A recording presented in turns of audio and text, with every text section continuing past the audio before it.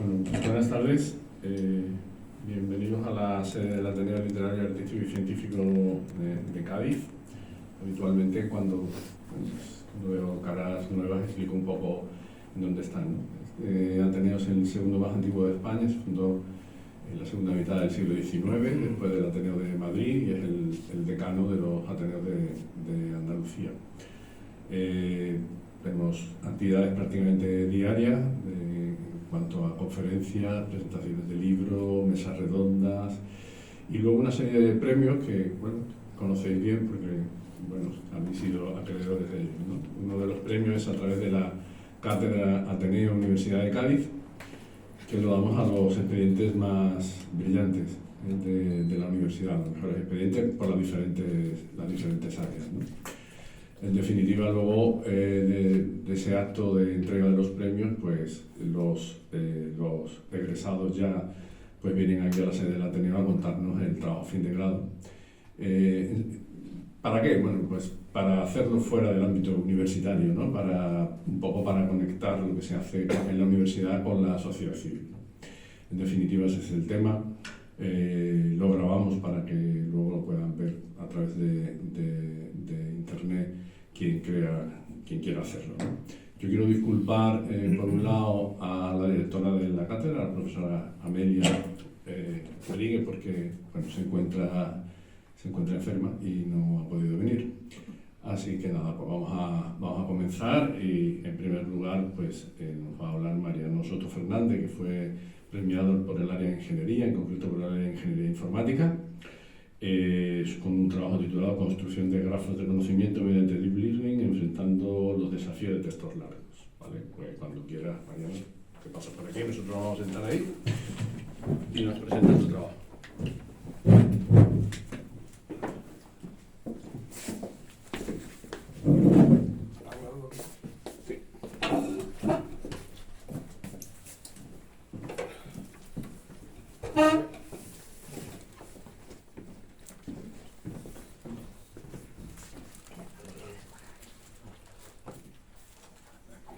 Como te sientas más cómodo, quieres estar sentado, de pie, como tú veas.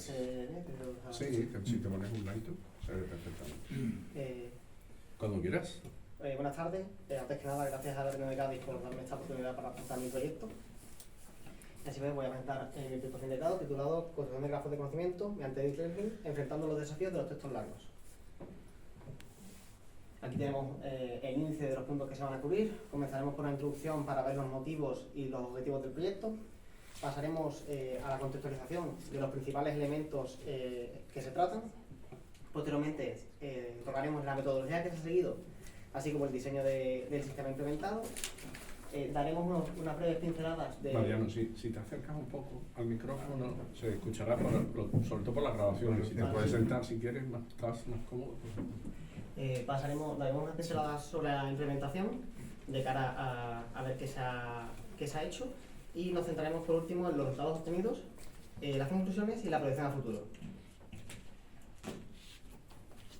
En primer lugar, ¿qué nos motiva a llevar a cabo este proyecto? Pues hoy en día el ser humano se enfrenta a grandes volúmenes de información, lo cual dificulta tanto el acceso a los datos como la comprensión de estos.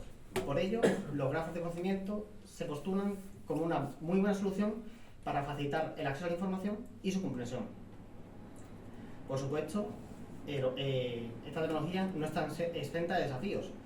De los principales destacan la complejidad y la conservación del contexto. Más adelante profundizaremos un poquito más en lo que es la complejidad. La propuesta del proyecto es que mediante técnicas de procesamiento del lenguaje natural podemos hacer uso de los grafos de conocimiento y solucionar los problemas a los que nos enfrentamos. ¿Cuál es el objetivo principal? Pues desarrollar un sistema que a partir del análisis de textos largos nos genere grafos de conocimiento. Para ello se plantean diversos objetivos secundarios, como la revisión de la literatura, el diseño e implementación de técnicas de procesamiento del lenguaje natural para enfrentar los textos largos, el sistema generador de grafos de conocimiento en sí mismo y la evaluación de este. La hipótesis sobre la que se trabaja es que a partir de las diversas técnicas del procesamiento del lenguaje natural podemos aprovechar las ventajas de los grafos de conocimiento y evitar, en la medida de lo posible, las dificultades que atañen los textos largos. Pasando ahora a la contextualización, empezamos por el procesamiento del lenguaje natural, o PLN. Esta es una rama de estudio de la inteligencia artificial enfocada en atribuir de las capacidades de reconocimiento, comprensión, generación y reconstrucción de textos y voces a sistemas software. Entre sus principales usos destacan el reconocimiento de órdenes por texto y voz, la síntesis y extracción de información o la generación de estructuras de datos, como es el caso de los grafos de conocimiento. Aquí tenemos una pequeña línea temporal de las principales tecnologías en el área, donde destacan principalmente el Transfer Learning y el modelo Transformers. Y ahora pasando a la otra tecnología, que es el grafo de conocimiento en sí. Estos se definen como una pareja de dos conjuntos. El conjunto E, que define el grupo de entidades que pertenecen al grafo, y el conjunto R, que son las relaciones que vinculan estas entidades. Un poquito más adelante veremos un ejemplo con el que quedará mucho más claro. A nivel de programación, el grafo se define como un conjunto de triplas conformado por dos entidades y la relación que las vincula. Al igual, entre sus principales usos destacan la búsqueda de inferencia de información, la aplicación en modelos de recomendación y la detección de patrones. Como he comentado antes, presenta diversos desafíos, como la conservación del contexto o los que atañen a la complejidad. Entre ellos destacamos la calidad y consistencia de datos, la escalabilidad del sistema y la detección de entidades y relaciones. Al igual que antes, una pequeña línea temporal donde destacan las principales tecnologías. Aquí destaca, al igual que antes, el modelo Transformers y ahora la plataforma BabelScale. Siguiendo con la metodología, se ha seguido un modelo en cascada, pasando por una primera fase de investigación que da pie a la implementación, a la evaluación del sistema y por último a la documentación y revisión del proyecto en general. Ahora, en lo que respecta al sistema en sí, se han planteado 5 módulos independientes, uno principal.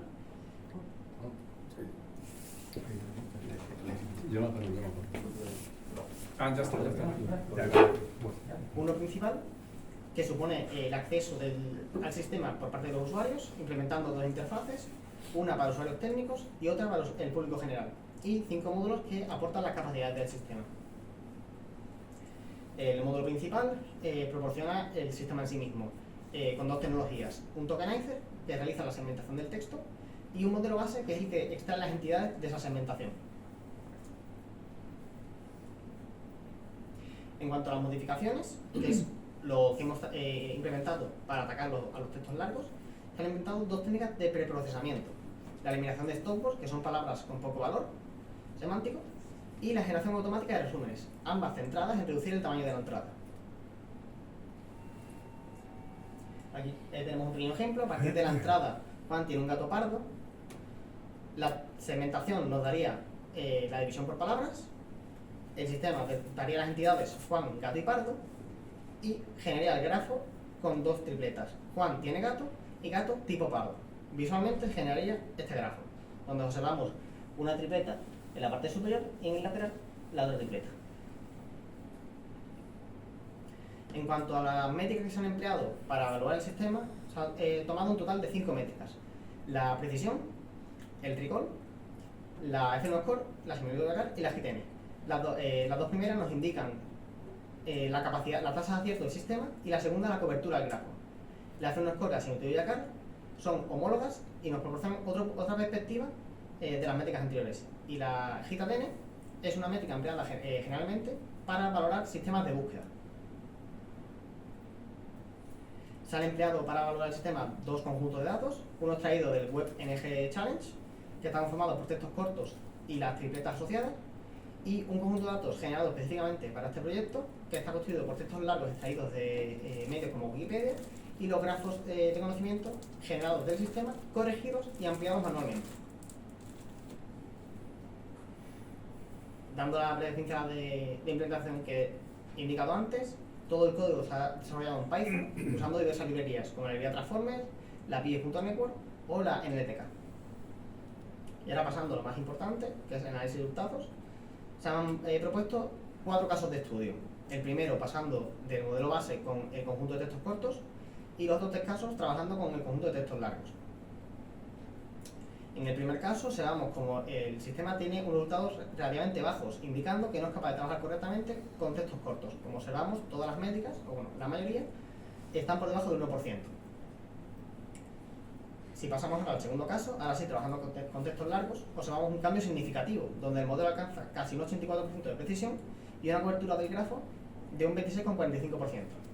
Observamos que el sistema sí está preparado para trabajar con textos largos, a diferencia con los textos cortos, y que tiene resultados mucho mejores.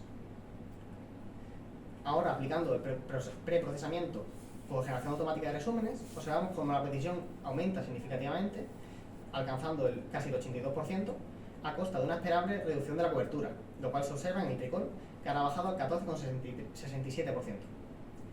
Digo esperable, puesto que al reducir el tamaño de entrada, parte de la información original se ha perdido en el proceso, de cara a mejorar la precisión con la información restante. Pasando al último caso, aplicando la eliminación de stopwords o reducción, observamos cómo la precisión ahora sí baja, llegando al 76,84%. Esto nos indica que las stopwords, a pesar de ser palabras con poco valor semántico, este modelo sí requiere de ellas para obtener la mayor precisión posible. En cambio, si vemos que el recal ha subido ligeramente con respecto al modelo anterior. Esto se debe a que la eliminación de stopwords no reduce el tamaño de la entrada tanto como lo hace la generación de resúmenes. Por tanto, no se pierde tanta información. Aquí vemos unas gráficas comparativas donde observamos los 4 casos. Claramente, al trabajar con textos largos obtienen resultados notoriamente mejores. Y centrándonos en los 3 casos con textos largos, vemos como el caso 2 destaca por ser el que mayor cobertura tiene, observándose en la barra amarilla, mientras que el caso 3 destaca por presentar la mayor precisión observable en la barra azul oscuro de la izquierda.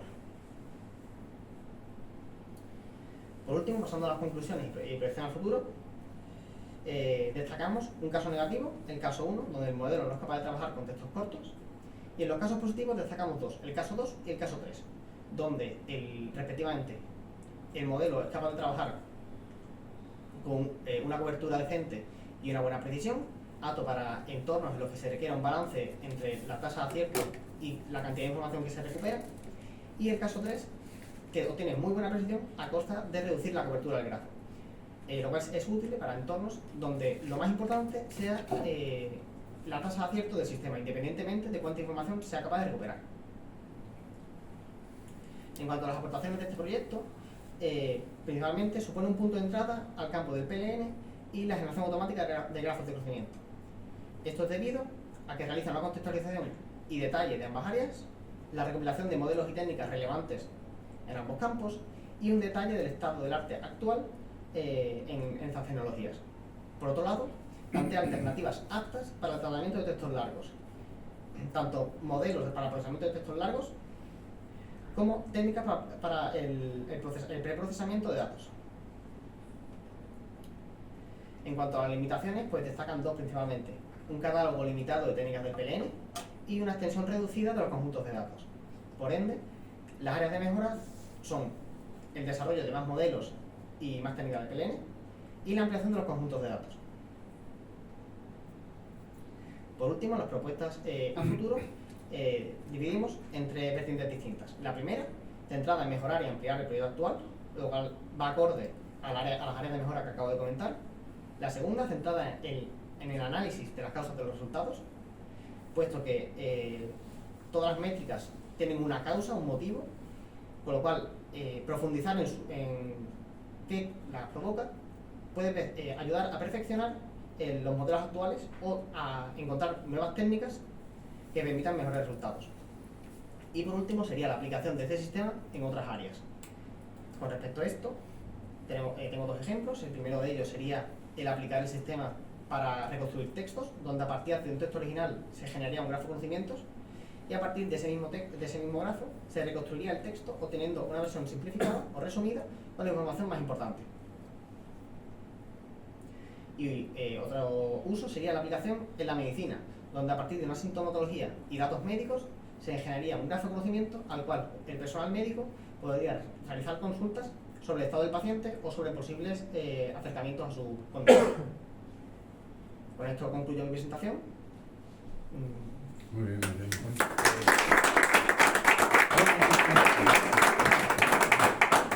Muy bien, muchas gracias.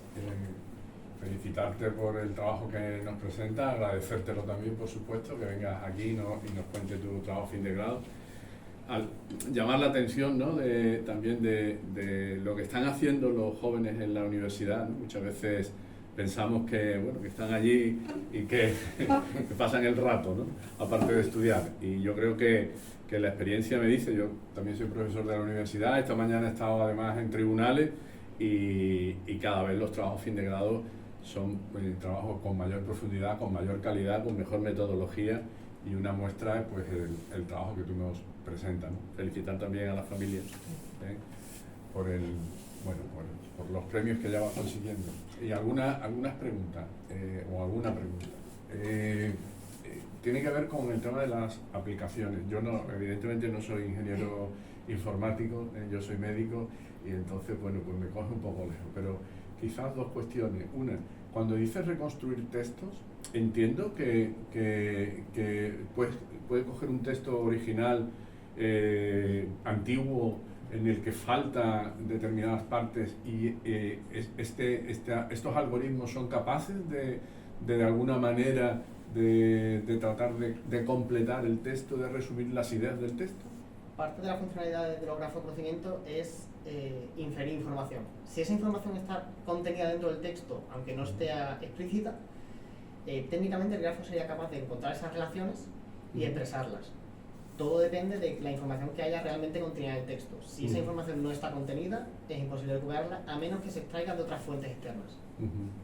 Vale. Que ahí sí podría enlazar y ampliar el grafo, y quizás se las podría conseguir. Y luego la aplicación médica que presentabas, esa aplicación básicamente lo que puede ayudar es para afinar en los diagnósticos. ¿Puede ser Sí, o eso? hacer un diagnóstico preventivo. Bueno, no sé si tenéis alguna pregunta, alguno más. ¿Sí? ¿Diego? Yo te iba a preguntar a Mariano, yo por mi profesión, yo estoy jubilado, pero era profesor de filosofía, entonces soy un poquito especialista en textos largos.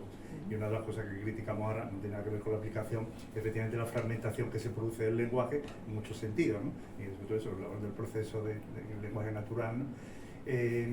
Todos estamos acostumbrados, todos los que hemos estudiado, cuando hacemos, sobre todo en humanidades más, al hacer resúmenes de resúmenes de resúmenes. No llegabas a la chuleta, pero casi andaba uno por ahí haciendo resúmenes de resúmenes.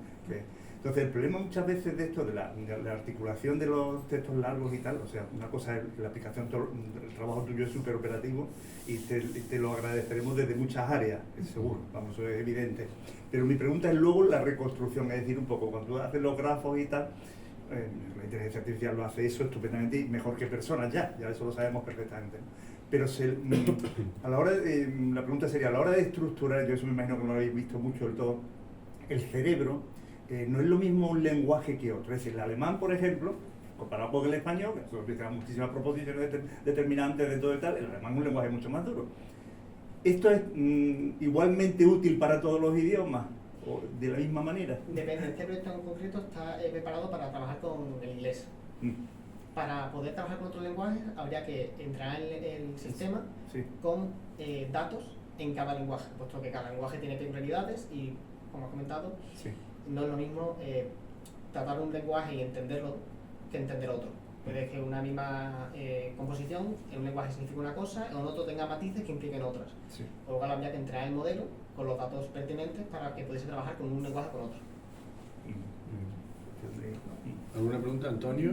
Y luego Concho. Veo el tema de palabras, o sea, en el texto tú sacas las palabras que pueden considerarse como palabras clave, ¿no? A la hora, pero la riqueza del lenguaje, y sobre todo del lenguaje escrito, hay muchas preposiciones, los paréntesis, las comas. O sea, un texto, dependiendo de dónde pongas la coma, puede ser una cosa o lo contrario. Entonces, el sistema, esos signos gramaticales, llámese coma, llámese paréntesis, llámese guión, llámese dos puntos, llámese punto y coma, ¿los tiene en cuenta a la hora de hacer la conclusión? Este modelo en particular, no. Todos los signos gramaticales los elimina de cara a simplificar el análisis y permitir facilitar el trabajo de segmentación. Porque la extracción de entidades es uno de los principales problemas que plantean esta tecnología y al eliminar los signos gramaticales, permite localizarlas mejor. Porque estamos reduciendo el tamaño de entrada, estamos eliminando parte del contexto, que sí es cierto que es crucial para entenderlo, pero nos permite extraer información de la parte que sí podemos analizar correctamente. Concha. Bueno, Mariana, buenas tardes. Primero felicitarte por el trabajo que has hecho y por el premio que has recibido por él mismo. Quería preguntarte los sistemas estos de Deep Learning, que lo que tú estás estudiando, ¿qué diferencia tienen con los sistemas tecnológicos que sostienen la IA, por ejemplo, u otro tipo de...? Porque si ya se trata de lenguajes, de traducciones o de resúmenes, también a veces la misma inteligencia también te lo suele hacer. ¿O me puedes explicar un poco la diferencia? Sí, por inteligencia artificial realmente tenemos cualquier sistema que se considere inteligente. Desde, por ponerte un ejemplo, un sistema que cuando enciendas una luz te diga se ha encendido una luz, hasta, por ejemplo, este sistema que aplicando Deep Learning te construye un grafo de conocimiento. La diferencia de estos sistemas es que se entrenan con datos y se entrenan ellos solos. Tú creas lo que es una red, que es un conjunto de matrices que se multiplican y se suman y se operan entre ellas, y bajo la entrada de unos datos se calculan unos pesos y se ajustan ellos solos. Realmente lo que por parte de lo que es el desarrollador, lo que creas es la estructura básica. Tú creas la estructura con diversas capas y las operaciones que se realizan.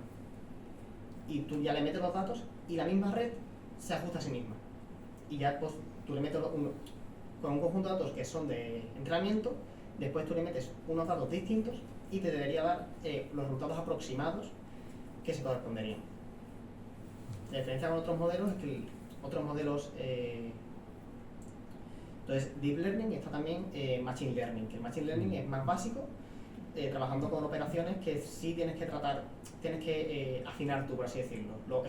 Ese cálculo del peso, las operaciones tienen unos valores, pues ese cálculo lo realizas tú a mano o con...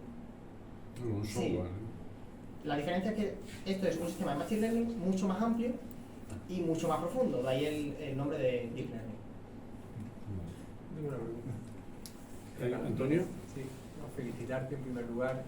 Como ha dicho nuestro presidente, también trabajo en la universidad y estamos últimamente muy agradecidos, sobre todo por la calidad de los trabajos que tenemos que evaluar, porque son de una precisión y además tú tienes la bondad de expresarlo muy bien, con lo cual además nos facilita a los que somos legos. Mira, a mí tu trabajo me ha recordado mucho a una aplicación que tiene. Nosotros hemos trabajado mucho en el grupo con matrices de palabras clave de artículos científicos. Estas técnicas se aplican mucho en bibliometría. Por ejemplo, una de las métricas que tú has puesto, que es el índice de Jaccard, es una medida de concurrencia de términos, finalmente, es la concurrencia de términos. Entonces, a mí siempre me ha surgido la duda en este ámbito con algo que estaba comentando Antonio Ara, y es la interpretación final del mensaje. Cuando nosotros recabábamos el total de palabras clave, los grafos de palabras clave de los artículos, requerían un análisis experto posterior muy importante. Porque si no era difícil de llegar al mensaje que mandaba con todo el detalle, el preanálisis, ¿no? Entonces, mi pregunta para ti como experto, que eres más que nosotros todo esto, es ¿tú realmente crees que esa complejidad que el lenguaje natural tiene, aunque aquí se hayan eliminado cosas, luego es cuantificable? Quiero decir, ¿se puede ingresar en este tipo de herramientas? Porque se pierde mucha información valiosa, ¿no? Se pierde una información de contexto muy importante, ¿no? Entonces, en tu reflexión sobre este punto, ¿cuál es? ¿Cómo crees tú que se puede solventar esa laguna, ¿no? que hay? El problema es que como el lenguaje es muy diverso y puedes darle muchos significados, el uso de la ironía, el uso de expresiones coloquiales, dificulta mucho todos estos análisis. Este proyecto está centrado en un análisis más objetivo, con unos textos más básicos, pero personalmente sí creo que estos modelos se pueden ampliar, tener en cuenta pues, temas de análisis de emociones, temas de análisis de expresiones coloquiales, frases hechas, pues todo esto se puede incluir dentro del propio sistema, por supuesto ampliándolo con el coste en tiempo, ya no solo en el desarrollo, sino en lo que tarda el sistema en operar. Se puede añadir mejorando el sistema, en principio sí, pero claro, todo depende de cómo se realice, qué datos se empleen. Lo más importante con estos sistemas es qué datos estás utilizando. No es lo mismo utilizar pues 100 datos que utilizar 1.000.000. Cuanto más grande sea el volumen de datos, más fácil es que el sistema sea capaz de encontrar pues, esos pequeños detalles, esas cosas que nos cambian el significado de una frase, como puede ser un signo de gramatical, como puede ser el uso de ironía, de emociones, pues todos esos detalles se pueden ampliar para que el sistema sea capaz de conocerlo. Por supuesto, es una área muy compleja, que está en desarrollo, que ahora mismo está pues, con mucha fuerza y posiblemente en un futuro sí sea capaz de reconocerlo, al menos con más precisión de la que actualmente es capaz. ¿Algún otro comentario? Bueno, Mariano, pues felicitarte de nuevo. No sé si vas a continuar con esta línea de trabajo, si va a ser tu trabajo fin de máster, si pretendes hacer la tesis doctoral, no lo sé. Pero bueno, yo creo que te animaría a ello, ¿no? A seguir por este camino. Y nada, muchas gracias de nuevo, ¿vale? Y enhorabuena.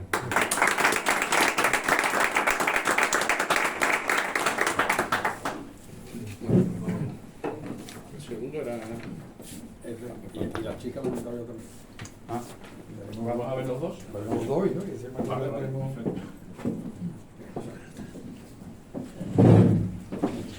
Bueno, pues vamos a continuar. ¿Cuál quieres primero? ¿La chica o Mariano? Daniel, ¿no? Daniel. Bueno, pues vosotros si queréis os podéis marchar, os podéis quedar, lo que os apetezca, ¿vale? ¿De acuerdo? Bien, los dos siguientes trabajos han mandado lo que son la grabación del mismo. Vamos a empezar con Daniel Moguer Ruiz, ¿no? Del área de Derecho, y el trabajo, bueno, se titula El núcleo principal o base de las actividades económicas o intereses económicos como criterios definidos de la residencia fiscal en España. De nuevo, pues desde el Ateneo le damos las gracias a Daniel por el esfuerzo. Él está fuera y bueno, pues el esfuerzo de haber grabado y mandado la presentación. Cuando veráis, lo comentáis.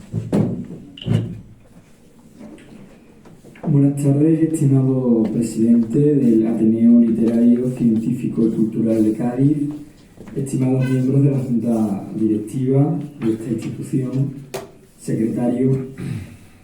Buenas tardes a todos, ateneístas, compañeros. Mi nombre es Daniel Moguer Ruiz, soy egresado del grado en Derecho de la Facultad de Jerez de la Frontera de la Universidad de Cádiz en la promoción 2020-2024, obteniendo el premio extraordinario por mi trabajo fin de grado otorgado por este excelentísimo Ateneo Literario, así como obteniendo también el premio extraordinario que otorga la propia Facultad de Derecho por la excelencia académica por la trayectoria durante los 4 años de la titulación. Voy a proceder a exponer de forma breve, sucinta y espero que amena y entretenida mi trabajo fin de grado. No antes sin pediros disculpas por tenerlo que hacer a través de estos medios electrónicos debido a la imposibilidad que no me permitirá estar con vosotros en la tarde del 3 de junio de forma presencial debido a obligaciones académicas. Actualmente estoy cursando el máster de Abogacía y Procura, que también imparte la Facultad de Derecho de Jerez de la Frontera, conjunto con el Colegio de Abogados de Jerez, y por tanto pues estos días aún tengo talleres, seminarios y clases obligatorias que me ocuparán las tardes en Jerez. Bien, mi trabajo fin de grado versa sobre el núcleo principal o base de las actividades económicas o intereses económicos como criterio definidor de la residencia fiscal en España. Para contextualizar un poco el tema, nos ubicamos en la Ley del Impuesto sobre la Renta de las Personas Físicas, esto es la ley del IRPF. En el artículo 9, apartado primero, letra B.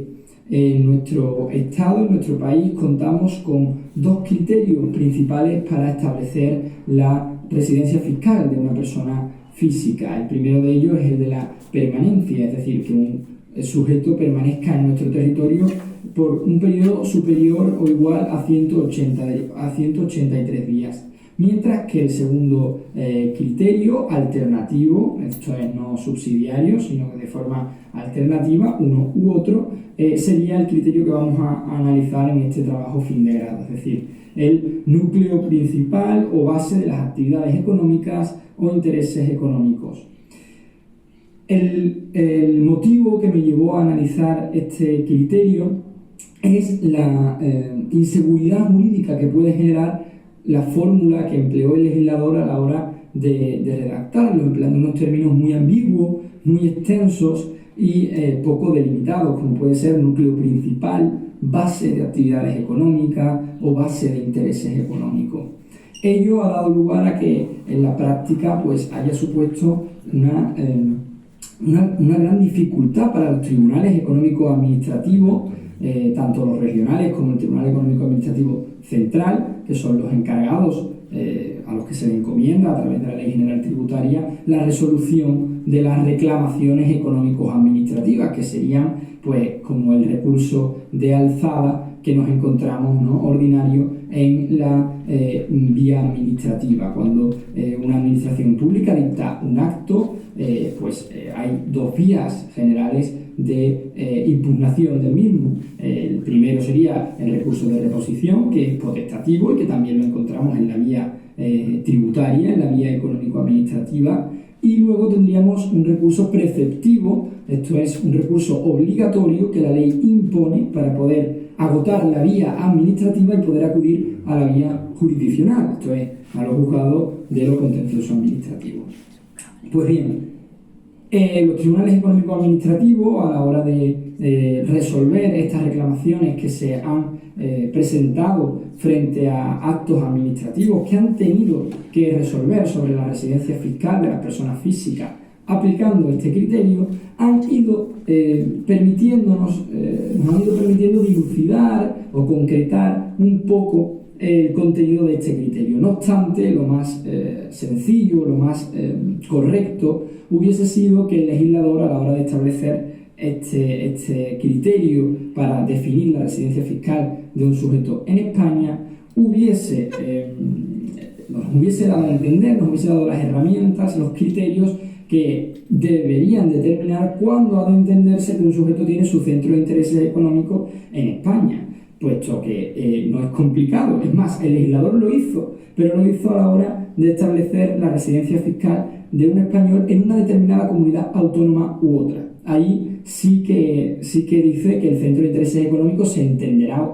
situado, ubicado en la comunidad autónoma en la que se tenga el mayor importe de la base imponible del IRPF. ¿Qué es lo que ocurre? Que la determinación de la residencia fiscal en un estado u otro tiene una gran trascendencia para las arcas públicas, para las haciendas de los estados. Porque cuando un sujeto es declarado residente fiscal en un país, ese sujeto pasa a tributar en ese país por obligación personal, que no real. Ahora vamos con la diferencia. ¿Qué significa por obligación personal? Que va a pasar a tributar en ese país por todas sus rentas mundiales y no solo por las rentas que obtenga en ese país, que sería la obligación real. Por tanto, como pueden ustedes entender, el hecho de delimitar o el hecho de determinar que un sujeto es residente en España, a la Hacienda Pública Española le interesa, puesto que atraería todas las rentas que genere a nivel mundial y las haría tributar en España. Esto ha dado lugar, obviamente, a que al resolver las reclamaciones económicas administrativas, órganos administrativos y dependientes además del Ministerio de Economía y Hacienda, pues hayan dictado resoluciones pro fisco, es decir, con un claro interés recaudatorio, y que han dejado en ocasiones al ciudadano, al contribuyente, pues en una situación de plena indefensión, podríamos decir. Mirad, la cuestión que siempre se suele generar y que trato de aclarar un poco en mi trabajo de fin de grado es el supuesto paradigmático y el supuesto típico en el que un sujeto, a lo mejor de nacionalidad española, considera que trasladar su residencia fiscal a otro país pues le puede ser más provechoso desde un punto de vista tributario y por tanto opta por trasladar su residencia habitual y su residencia fiscal a otro estado. Eso sería totalmente lícito, sería una opción tributaria. El problema está cuando ese traslado de la residencia fiscal es fraudulento, es decir, no se lleva a cabo de forma cierta, de forma real, sino que lo único que busca es una ventaja tributaria, pero sin embargo no hay un traslado verdadero de su residencia fiscal a otro estado. Uno de los supuestos más claros se da en el caso de los youtubers y creadores de contenido para internet y otras plataformas como YouTube, etc.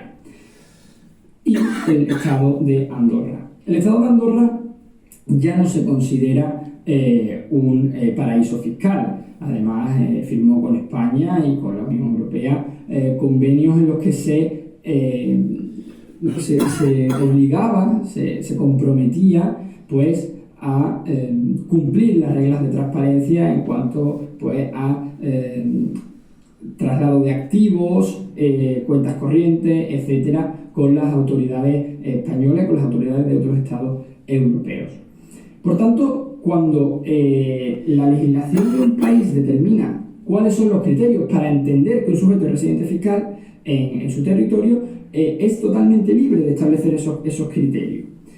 El supuesto claro es un sujeto que vive durante años en España, desarrolla su actividad económica en España, pero llegado a un punto decide trasladar su residencia fiscal a Andorra, por ejemplo.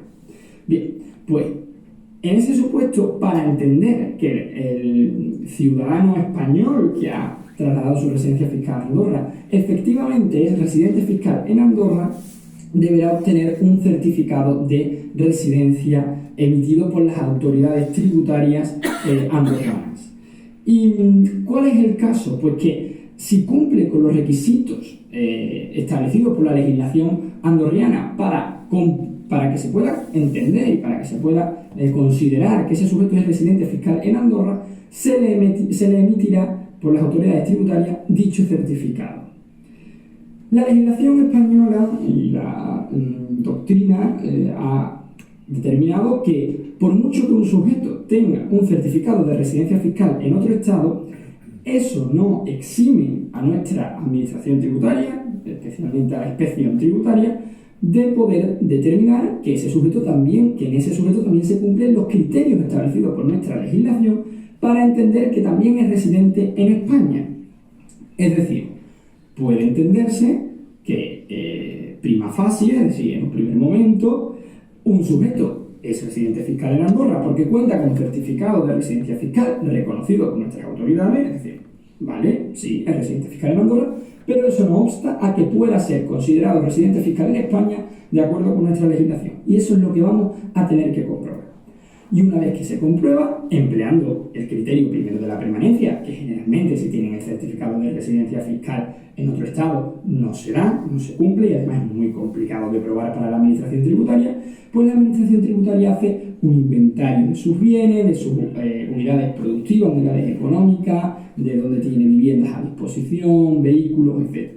Y entonces crea el centro de intereses económicos y lo ubica a lo mejor en España.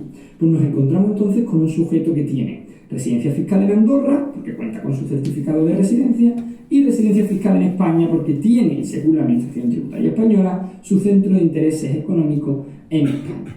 ¿Qué ocurre en estos casos? Si un sujeto fuese considerado residente fiscal en dos estados, estaríamos imponiéndole una doble carga tributaria, porque le estaríamos obligando a tributar por sus rentas mundiales en dos estados en lugar de uno. Para ello se suscribieron los convenios para evitar la doble imposición. Estos CDIs, conocidos popularmente, pues han sido suscritos no por todos, pero por la mayoría de estados. España tiene suscrito convenio de doble imposición con la mayoría de estados, entre ellos con Andorra. Si nos vamos al artículo 4, apartado segundo, se establecen unos criterios, unas reglas de desempates, unos take-break rules, que se llaman en la doctrina tributaria, para ver cuáles son los criterios por los que nos vamos a guiar para establecer si el sujeto debe ser considerado residente en Andorra o en España. Y entre esos criterios, el primero de ellos es que tenga una vivienda a disposición. Habitualmente el sujeto que traslada su residencia fiscal de un estado a otro, obviamente tiene una vivienda a su disposición, bien sea porque adquiere una vivienda, bien sea porque tiene un contrato de alquiler, etc. Porque no se exige la titularidad de la vivienda, lo que se exige es que tengas una vivienda a disposición, que puedas hacer uso y disfrute de la vivienda. Pero el segundo de los criterios, en caso de que el primero se dé en los dos estados, que suele darse, es donde tenga el sujeto ubicado su centro de intereses vitales. Y ojo, porque los convenios de doble imposición son normas internacionales, por tanto de aplicación preferente a la norma interna. Cuando nosotros ya hemos considerado que un sujeto tiene una doble residencia, tenemos que acudir a estos convenios de doble imposición.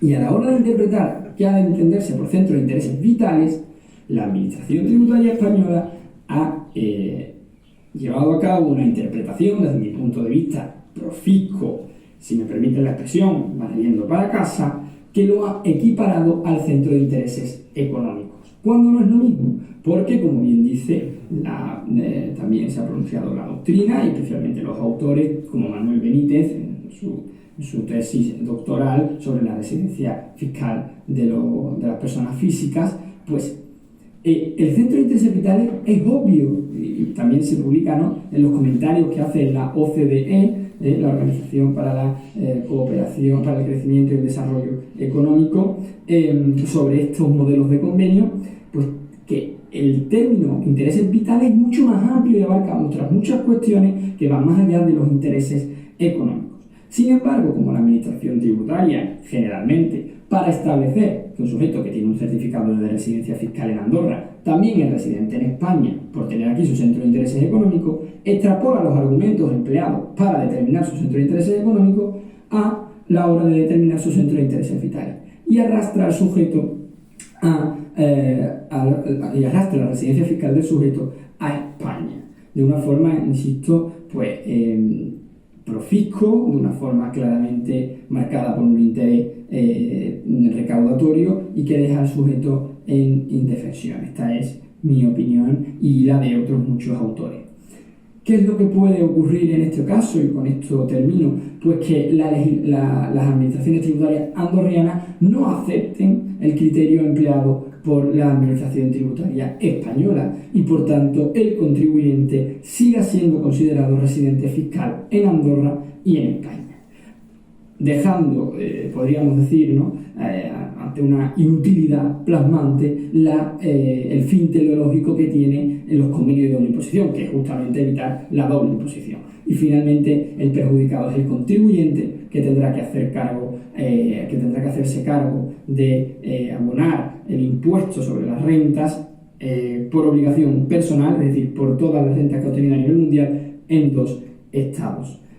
Una sencilla solución sería o bien que sustituyésemos en la legislación española el criterio de centro de intereses económicos por el de centro de intereses vitales y se interpretase por la Administración Tributaria como se ha de interpretar el centro de intereses vitales, como he señalado anteriormente y como señala ampliamente la doctrina, o bien que el legislador español aclarase, ¿no?, esto sería una solución lege ferenda, es decir, que se hiciese una modificación de la ley aclarando este artículo y estableciendo qué ha de entenderse por centro de intereses económicos, delimitando el criterio y facilitando, en primer lugar, el trabajo de la Administración y, en segundo lugar, por supuesto, en favor de la seguridad jurídica que requieren los contribuyentes en esta materia.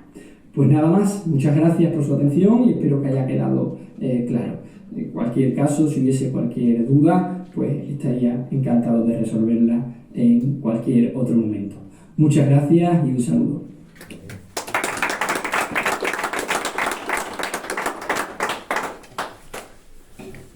Nosotros no tenemos problema de Andorra, ¿eh? No. Bueno, pues le damos las gracias a Daniel. No sé si alguien tiene algún comentario o alguna cuestión. La otra chica también lo ha puesto ya. Y como digo, pues le damos las gracias a Daniel y bueno, si en algún momento tenemos un problema tributario, yo creo que nos podemos poner en contacto con el seguro porque parece que controla bastante bien. Para terminar, otra nueva grabación, ¿no? tenemos, que es de Noelia Pérez Arias. Ella es del área de relaciones laborales y su trabajo fin de grado fue los derechos colectivos de los trabajadores en la era digital. Es decir, algo que creo nos puede interesar bastante.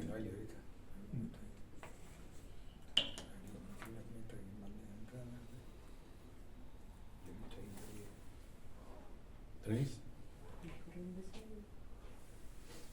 Este es el que acaba de mandar, ¿no? Sí.